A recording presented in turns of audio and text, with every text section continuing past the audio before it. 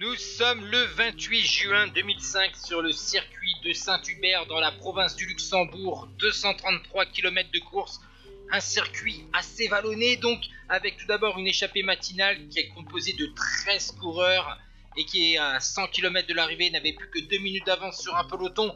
Et ensuite on va assister à des différentes attaques, Van Sevenant, Verbrugge, mais surtout d'autres coureurs de la formation Lotto qui vont réussir à revenir à l'avant de la course alors qu'il n'était plus que 7 à 80 km de l'arrivée.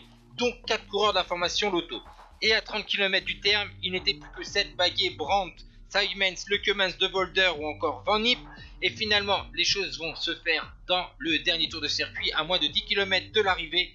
Kevin Van Impe a attaqué de la formation Chocolat Jacques, deuxième de Kuurne-Bruxelles-Kuurne.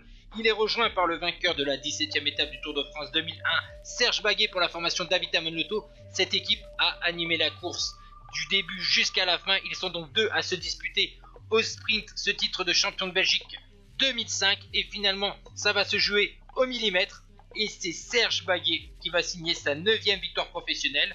Il avait déjà remporté 2 étapes sur le Tour d'Andalousie en début de saison. La 2e place pour Kevin Van Impe, la 3e pour Nico Simons de la formation Landbourg Credit. Ciao tout le monde.